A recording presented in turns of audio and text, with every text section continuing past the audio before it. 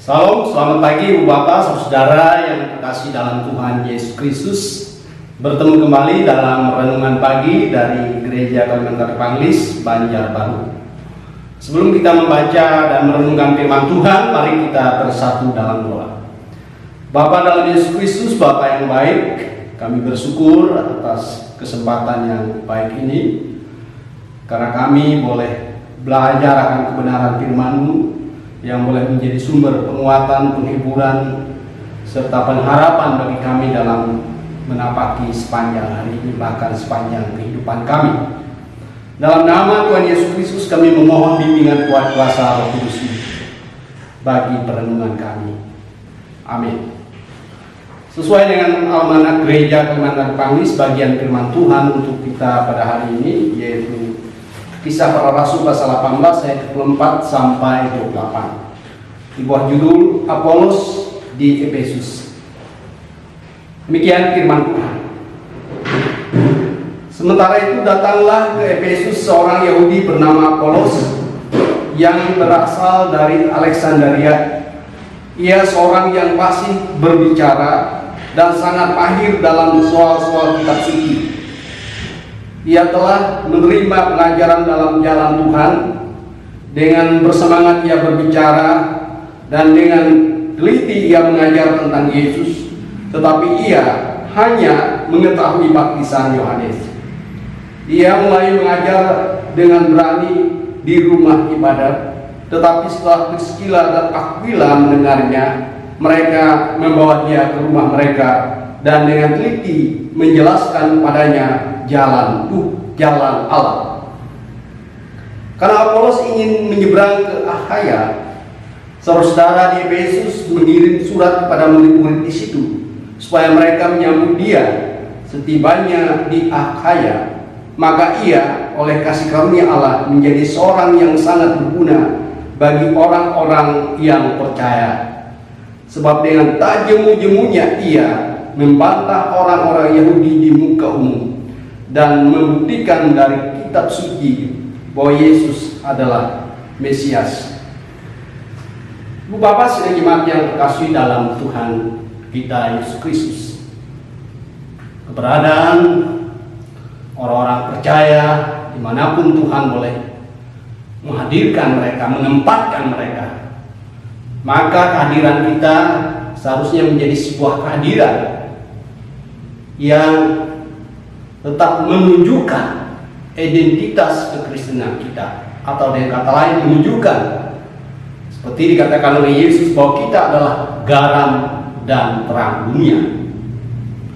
Dan untuk maksud tersebut, keberadaan kita sebagai orang percaya menuntut satu sikap yang harus kita miliki bersama-sama, yaitu kebersamaan orang-orang percaya, sehingga mereka menjadi sebuah persekutuan, menjadi sebuah kekuatan yang punya dampak, sebuah kekuatan yang bisa saling memperlengkapi.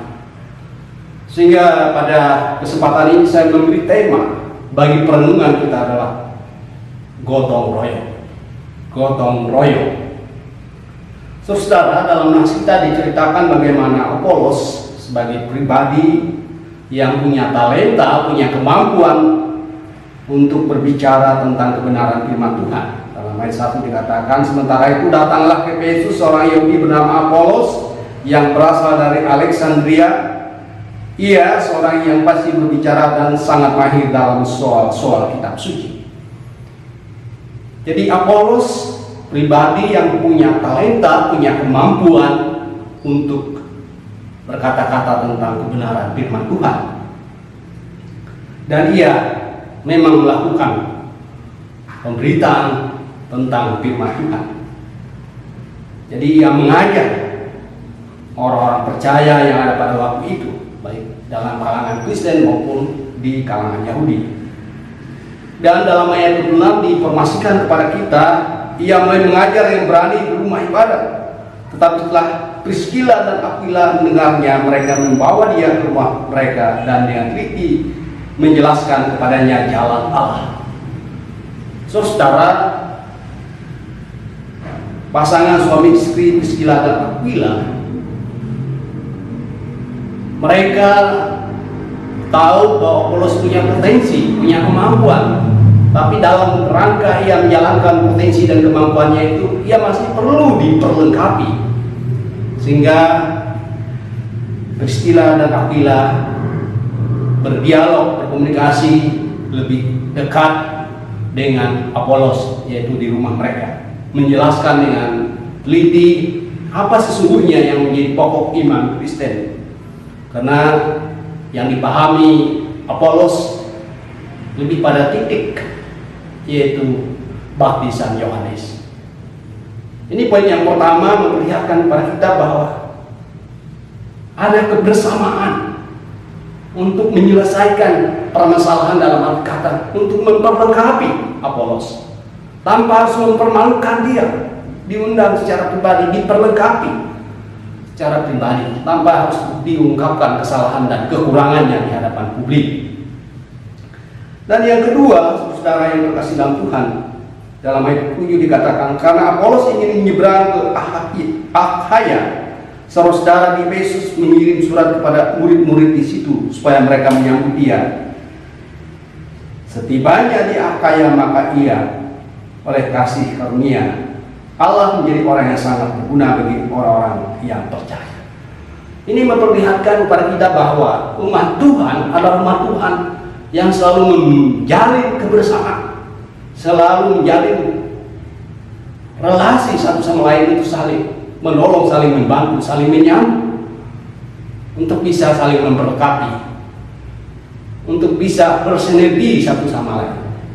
Ini catatan bagi kita, Bapak Saudara dalam Tuhan Yesus Kristus, bahwa di dalam persekutuan orang percaya kita harus menjadi sebuah persekutuan yang saling menopang, saling bersinergi, saling membantu sama lain, yang saling peduli, yang saya katakan tadi, gotong royong, baik secara finansial, baik bagaimana ia diberi ruang untuk dibantu, ditolong dalam gerak langkah pelayanannya.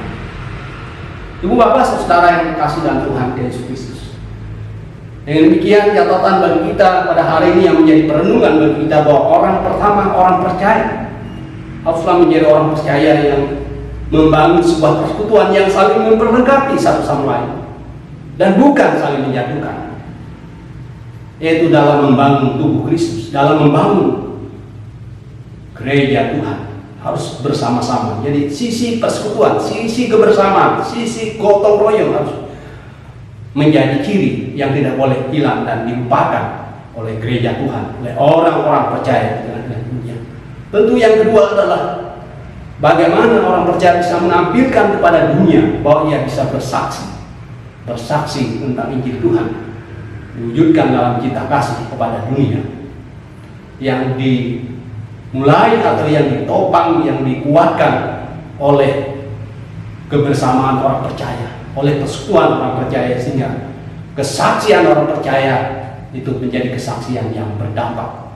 Jadi ibu bapak sedang jemaat yang terkasih dalam Tuhan Yesus Kristus, marilah kita membangun kebersamaan kita, kegotong royongan kita dalam tubuh Kristus, dalam gereja Tuhan, untuk saling memperlengkapi, saling menopang, saling menguatkan satu sama lain, antara hamba-hamba Tuhan, antara warga jemaat, dan antara persekutuan, sehingga gereja Tuhan berdampak bagi dunia, dan terang Tuhan bisa disaksikan oleh dunia.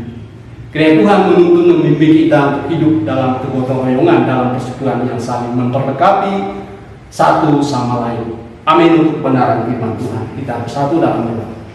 Bapa dalam Yesus Kristus, kami bersyukur karena kami boleh diingatkan bahwa betapa pentingnya kami membangun kehidupan persekutuan, kebersamaan, kegotong royongan dalam membangun tubuh Kristus, dalam membangun gereja Tuhan, sehingga kami boleh menjadi pribadi yang sungguh bisa bersaksi, menjadi pribadi yang boleh menjadi garam dan terang dunia.